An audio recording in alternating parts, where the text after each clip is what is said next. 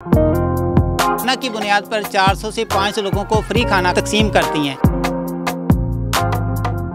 मैं यतीम खाना नहीं खोल सकती तो फिर मैं गरीबों को खाना तो खिला सकती हूँ। पहले हम आके यहाँ 4-4 बजे तक बैठे रहते थे, तो फिर भी कुछ रोटियाँ वगैरह फिर जाके लोगों को तकसीम करके आते थे। कभी एक आध दफ़ा महीने में चिकन बना लेते हैं, या फिर हलीम होता है, या कड़ी पकौड़ा कुछ स्पेशल हो गई। अस्सलाम वालेकुम नाज़रीन, आप देखिए खबर पाकिस्तान। मेरा नाम आबिद इकबाल है। आज आपकी मुलाकात एक ऐसी दर्द दिल रखने वाली खातून से करवाएंगे जो कि रोज़ाना की बुनियाद पर 400 से 500 लोगों को फ्री खाना तकसीम करती हैं। इसका आगाज़ कैसे किया गया, खातून हमारे साथ मौजूद हैं, आइए इनसे बात करते हैं। अस्सलाम वालेकुम। वालेकुम सलाम। कैसी हैं? अल्लाह का शुक्र है, आप सुनाएं। अल्हम्दुलिल्लाह। सबसे पहले तो अल्लाह ताला आपको इसका अजर दे, जिस मकसद के लिए आपने शुरू किया अल्लाह ताला आपका मकसद पूरा करे। ये बताएं कि इसका आगाज़ आपने कैसे किया? ये मेरा प्लान तो था कि मैं यतीम खाना खोलूँ, और मैं आई भी पाकिस्तान में यतीम खाना खोलनी ही थी, लेकिन जब मैंने इसके बारे में सोचा, लोगों से बात की, तो लेकिन हर किसी ने मुझे डराया ही कि ये काम मसले बहुत खड़े होंगे। तो क्योंकि किसी ने भी कोई मुझे अच्छी रिपोर्ट नहीं दी, तो मैंने भी हार मान ली। तो मैंने सोचा कि अच्छा, मैं तो आई हूँ इधर अपनी आखिरत संभालने, तो अब मैंने वापस तो जाना नहीं है वहाँ, क्योंकि वहाँ मैं अपनी ज़िंदगी वहाँ से बिल्कुल ख़त्म करके आई थी। जैसे कोई बंदा फौत हो जाता है ना, तो उसका कमरा साफ़ किया जाता है, उसके कपड़े, उसके जूतियाँ वगैरह निकाली जाती हैं। मैं अपना कमरा उस तरह खाली करके खुद आई थी।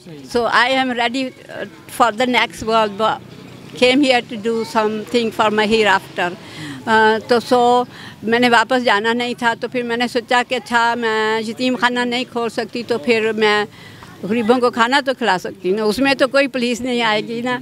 तो यूँ ये सोच के फिर मैंने इस काम का आगाज़ किया। कह लें।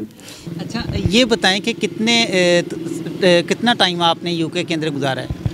मैं यहाँ आई तकरीबन 50 साल बाद आई हूँ यहाँ। 50 साल बाद।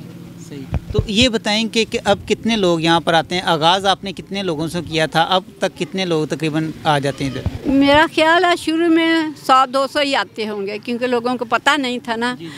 तो लेकिन आहिस्ता आहिस्ता लोग बढ़ते गए। तो पहले हम आके यहाँ 4-4 बजे तक बैठे रहते थे, तो फिर भी कुछ रोटियाँ वगैरह फिर जाके लोगों को तकसीम करके आते थे। लेकिन अब माशाल्लाह ख़त्म हो जाती हैं, हमें और मंगवानी पड़ती हैं। तो इस तरह। ये बताएं कि इसके अंदर मेन्यू वगैरह क्या होता है? रोज़ाना की बुनियाद पर तकरीबन क्या चीज़ जो है वो आप देते हैं?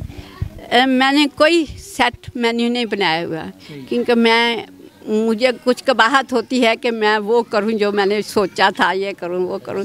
अब मुझे लगता है कि ये लोग भी खाना आए तो ये इनको भी पता ना हो कि कल चने थे और आज चने की दाल होगी या आज पालक होगी।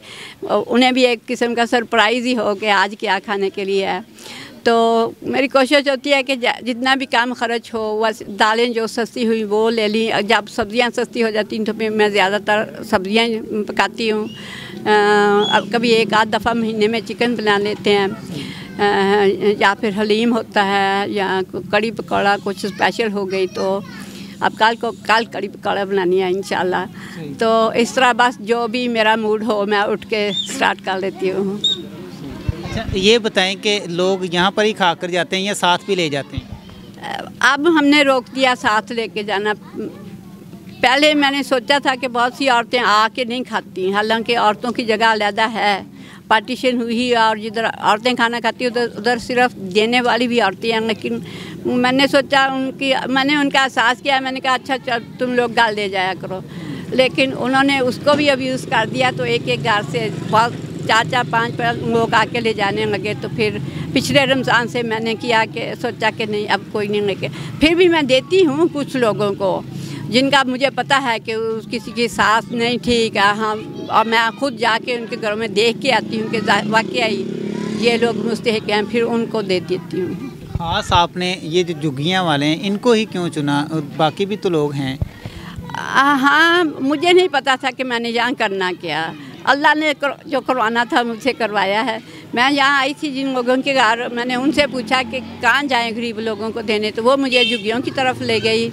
तो फिर मैंने वहीं से शुरू कर लिया। 1-2 गदेगियाँ बनवा लेती, वो छापरों में डाल के झुग्गियों में 2-3 जगह पे 4 बेच जाती थी। इसी तरह इधर भी झुग्गियों में ही देने आती थी, फिर मैंने सोचा कि ये इलाका सबसे ज़्यादा गरीब है, तो मैंने सोचा कि अब लंगर खोलना है तो यहीं खोलना है, इसलिए यहाँ आए थे। तो ये बताएं कि एक दिन का तकरीबन कितना खर्च हो जाता है, कितने इसके ऊपर जो है आप खर्च करती हैं? काफ़ी अखराजात हैं जो मंथली होते हैं, कुछ होते हैं जो डेली होते हैं, कुछ होते हैं जो साल के होते हैं, जो सारे मैं कर नहीं सकती, लेकिन क्योंकि ये अक्सर लोग मुझसे पूछते हैं, फिर मैंने हिसाब लगाया कि मैं लोगों को ये बता सकती हूँ कि रोटी है, हज़ार रोटी लगती हो तो 13,000 रोटी के हो गए सीधे। ख़्वाह मैं ख़ुद बनाऊँ या कैसे भी करूँ, और फिर 5-7 हज़ार